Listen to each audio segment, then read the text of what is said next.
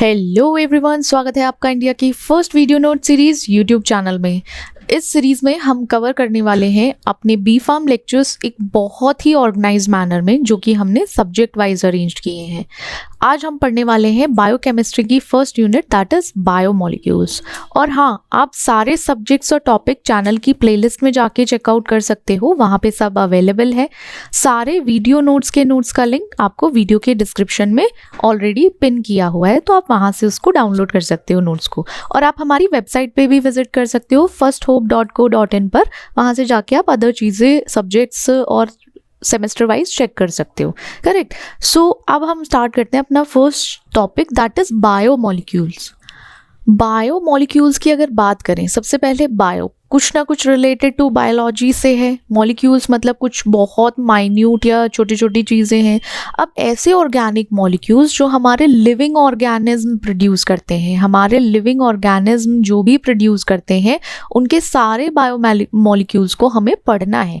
Essentially देखा जाए, अब जैसे हमारा सेल है या हमारा कोई भी टिश्यू है, अब उसको बिल्ड होना है या कोई ऑर्गन को बिल्ड होना है, वन बाय वन ही तो ये मूव करते हैं, सेल से टिश्यू, टिश्यू से ऑर्गन। तो अब उनको बनने के लिए एक उनको स्ट्रक्चर प्रोवाइड करेगा। बायोमोलिक्यूल स्ट्रक्चर प्रोवाइड करते हैं, फंक्शंस देते हैं, साथ ही साथ उनका रेगुलेशन भी देखने को मिलता है। अब बायोमोलिक्यूल्स में हम सारे वन बाय वन पढ़ेंगे, जिसमें हमारे मेन मेजर कैटेगरी या मेन कंपाउंड्स जो हैं हमारे, या मेन मॉलिक्यूल्स जो आ जाते हैं बायोमोलिक्यूल्स में, हमारा आता है सबसे पहले कार्बोहाइड्रेट। कार्बोहाइड्रेट कैसा होता है? सबने सुना है carbohydrate, lipids, protein, nucleic acid, इन सब के बारे में I guess everyone have heard कि सबने सुना ही सुना है कि हाँ, होता क्या है। कार्बोहाइड्रेट हमारा एक ऐसा स्ट्रक्चर है जिसमें हमारा क्या देखने को मिलेगा आपको? कार्बन, हाइड्रोजन, ऑक्सीजन, ये तीन स्ट्रक्चर आपको देखने को मिलेंगे। ऐसा मान के चलो CHO की बात हो रही है, कार्बन, हाइड्रोजन, ऑक्सीजन, और रेशियो भी कुछ इनका ऐसा है 1:2:1। ठीक है, 1:2:1 यही रेशियो रहता है। अब इसमें कार्बोहाइड्रेट में ना आपके मोनोसेक्राइड्स आते हैं, डाइसेक्राइड्स आते हैं, पॉलीसेक्राइड्स आते हैं। क्योंकि क्या होता है ना, अगर जैसे आपका कार्बोहाइड्रेट है वो भी या तो सिंपल शुगर में हो सकता है। अब कुछ लोग बोलते हैं कि यार हम तो डायबिटिक हैं, हम कुछ लेते नहीं हैं, बट स्टिल हमारी शुगर जो है वो बढ़ती क्यों नहीं बढ़ेगी? आपकी डाइट में, इंडियंस की डाइट्स में कार्ब्स ना, कार्बोहाइड्रेट रहते ही रहते हैं। ठीक है, वो लोग वो लेते हैं तो उनकी शुगर वैसे नॉर्मली इंक्रीज होती है। अब डाइसेक्राइड्स हैं, पॉलीसेक्राइड्स हैं, तो हमें ये थोड़ा सा देखकर यूज़ करना चाहिए या यूटिलाइज करना चाहिए। अब देखो, वो तो चलो डायबिटीज़ की अलग बात हो गई थी। एक नॉर्मल फंक्शनिंग जानते हैं कि अगर हमारा कार्बोहाइड्रेट है वो किस तरीके से फंक्शन करता है। हमारे सेल्स को अगर जो एनर्जी प्रोवाइड करता है वो कार्बोहाइड्रेट है। हमारे सेल्स को एक स्ट्रक्चर या कुछ प्रोवाइड करता है, वो हमारे स्ट्रक्चरल कंपोनेंट में भी कार्बोहाइड्रेट है। अब सेल का रिकॉग्निशन होना है, उसका एनर्जी स्टोरेज है, जैसे ग्लाइकागॉन है या स्टार्च है, वो कौन करेगा? वो हमारा कार्बोहाइड्रेट करेगा। तो असेंशियली देखा जाए, कार्बोहाइड्रेट बहुत इंपॉर्टेंट है। ठीक है, भले ही ये कुछ लोगों में नहीं अच्छे से काम करता है, but still it's a part, कि बहुत इंपॉर्टेंट पार्ट है। चलो, ये हो गया कार्बोहाइड्रेट, हम समझ गए, एक छोटा सा इंट्रो। अब इनके बारे में ना थोड़ा सा ऐसा होता है ना, क्लास में हम लोग बैठे होते हैं तो एक वो चलता है ना, अगर नया नया कोई आता है उसका इंट्रोडक्शन कि बताओ भाई तुम्हारा नाम क्या है। सेम ऐसी है, कार्बोहाइड्रेट को हम जानने की कोशिश कर रहे हैं, भाई तू दिखता कैसा है, तेरा स्ट्रक्चर क्या है, तू करता क्या है, मतलब करके क्या आया या करेगा क्या, ये चीज़ हो गई। अब लिपिड्स हैं, लिपिड्स में स्ट्रक्चर किस तरीके का होता है। अब लिपिड से अगर आपको याद आए तो कहीं ना कहीं आप लिपिड को ऑयल समथिंग से कंपेयर कर सकते हो या सोच सकते हो उसके बारे में। और ये हाइड्रोफोबिक भी है। हाइड्रोफोबिक एम्फीफिलिक मॉलिक्यूल है, जिसमें हमारे फैट्स, ऑयल, फॉस्फोलिपिड और स्टेरॉइड्स आ जाते हैं। अगर जैसे, और ये तो चलो स्ट्रक्चर की बात हो गई कि लिपिड कैसा होगा, क्या प्रॉपर्टीज़ हो जाएंगी उसकी, अगर देखा जाए तो ये हमारा नॉन पोलर नेचर में होता है। अगर लिपिड है तो आप उसको आंखें बंद करके कह सकते हो ये नॉन पोलर है। इसमें क्या होता है, एक तरीके से हेल्प आउट करता है लिपिड मेम्ब्रेन को बनाने में, हमारी sorry not lipid membrane, cell membrane को बनाने में। सेल मेम्ब्रेन हमारी कैसे बनी होती है? वो बनी होती है फॉस्फोलिपिड बाइलेयर की बनी होती है ना, रिमेंबर, पढ़ के आए हैं हम ये ऑलरेडी।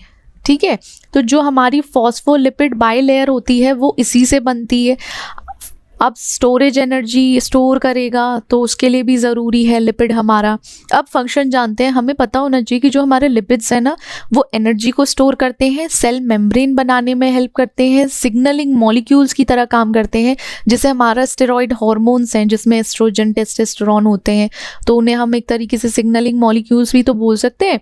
साथ ही साथ अगर आपके ऑर्गन्स को प्रोटेक्शन देना है, साथ ही साथ इंसुलेशन प्रोवाइड करना है बॉडी में, वो किसका काम होता है? हमारे लिपिड्स का काम होता है, ठीक है। अब देन हमारे प्रोटीन की बात करते हैं।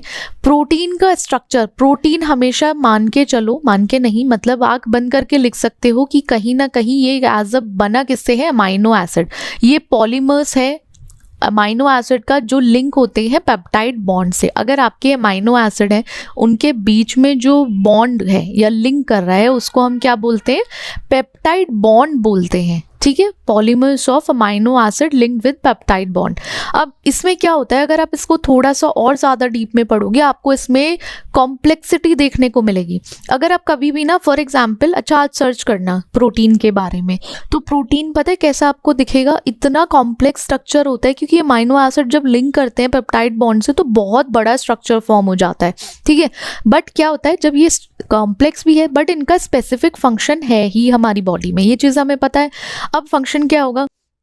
कुछ एंजाइम्स हैं हमारे, उनका काम क्या होता है? कैटलाइज करना, बायोकेमिकल रिएक्शंस में हेल्प आउट करना। एक तरीके से एंजाइम का काम तो हेल्प आउट करना है कि किस तरीके से वर्क करना है। फिर स्ट्रक्चरल सपोर्ट देना, जैसे हमारे स्ट्रक्चरल सपोर्ट में कोलेजन है या कैरेटिन है, वो हम सबको स्ट्रक्चरल सपोर्ट देता है। प्रोटीन एज सच अगर आप बॉडी में भी देखोगे, अगर आपने कभी भी जिम ज्वाइन किया है तो आपके माइंड में हमेशा ये रहेगा कि किस तरीके से लाइक प्रोटीन को बोलेंगे कि बढ़ाओ, आपको स्ट्रक्चरल सपोर्ट की ज़रूरत है तो वो प्रोटीन से मिलेगा। वैसे ऑलरेडी ये बायोमोलिक्यूल्स हमारे लिविंग ऑर्गेनिज्म में ऑलरेडी प्रोड्यूस होते हैं, बट एक्स्ट्रा जब आपको ज़्यादा मसल गेन करना है या कुछ है तो उस टाइम भी होता है। ट्रांसपोर्ट मॉलिक्यूल्स हैं, हीमोग्लोबिन फॉर ऑक्सीजन ट्रांसपोर्ट है, फैसिलिटेट सेल सिग्नलिंग जिसमें हार्मोन्स रिसेप्टर्स आ जाते हैं। अगर आपका कोई भी पैथोजन है उसके अगेंस्ट प्रोटीन हमारा डिफेंड करता है, उसके अगेंस्ट फाइट ऑफ करता है एंटीबॉडीज मान के चलो आप, क्योंकि उसको अपनी बॉडी को प्रिजर्व करके रखना है, नॉट प्रिजर्व, प्रोटेक्ट कर सकते हो, सेफ रखना है, उसको ध्यान भी रखना है हर चीज़ का। अब जैसे हमारा न्यूक्लिक एसिड हो गया, न्यूक्लिक एसिड हमारा पॉलीमर है न्यूक्लियोटाइड का। जैसे हमारा प्रोटीन पॉलीमर है ना अमाइनो एसिड का, वैसे ही हमारा न्यूक्लिक एसिड होता है न्यूक्लियोटाइड्स का। ये ध्यान रखना, हमारा जो न्यूक्लिक एसिड है वो न्यूक्लियोटाइड से है, जिसमें हमारे क्या क्या आते हैं?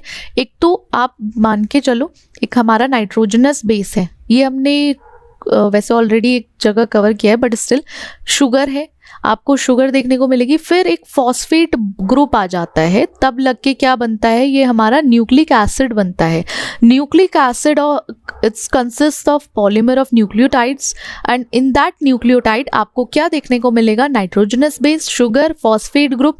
और फिर अगर दो मेन टाइप के अगर आपको न्यूक्लिक एसिड मिल गए हैं, ठीक है, क्या कहोगे? एक तो हमारा डीएनए है, आप आंख बंद करके कह सकते हो हमारा एक न्यूक्लियोटाइड डीएनए है जिसको हम डीऑक्सी राइबो न्यूक्लिक एसिड बोलते हैं। एक हमारा होता है आरएनए जिसको हम राइबो न्यूक्लिक एसिड बोलते हैं, ठीक है। ये हमारे दो हो गए न्यूक्लिक एसिड। इनका काम क्या होता है? कोई भी जेनेटिक इंफॉर्मेशन को स्टोर करना, उसको ट्रांसमिट करना, ठीक है। अगर आप देखोगे पेरेंट्स से अगर लाइक ऑफस्प्रिंग में जाता है तो ये न्यूक्लिक एसिड का ही काम है, वहाँ पे उसका रोल है, वो फंक्शन प्ले करेगा। अब साथ ही साथ जब रेगुलेट होगा जीन एक्सप्रेशन, उसमें उसका रोल है न्यूक्लिक एसिड का।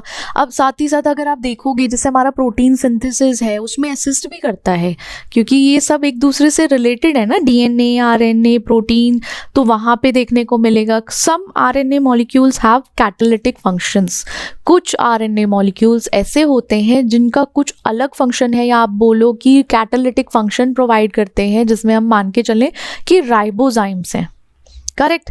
ये था हमारा लाइक एक स्मॉल इंट्रोडक्शन कि हम जो बायोमॉलिक्यूल्स हैं उसमें हम क्या पढ़ते हैं और क्या आगे हम कवर करने वाले हैं। वन बाय वन हम एक एक को पढ़ेंगे, कार्बोहाइड्रेट को भी, लिपिड्स, प्रोटीन, न्यूक्लिक एसिड, चारों को पढ़ेंगे। अब जैसे फंक्शंस होता है हमारे बायोमोलिक्यूल का, वो बायोलॉजिकल प्रोसेस में किस तरीके से वर्क करता है। देखो ऊपर जो हमने फंक्शंस पढ़े थे वो 1 by 1 थे। यहाँ पर क्या होगा, अगर आपको लिखने आ गया कि what are the functions of biomolecule in biological process, तो आप लिख सकते हो carbohydrate provide energy and serve as structural components, lipid store energy form cell membrane acts as signalling molecules, protein catalyse biochemical reaction, nucleic acid store and transmit genetic information. तो ये आपका एक जगह कंबाइन होके आपको इजी अवेलेबल है कि आप यहीं से लिख दो।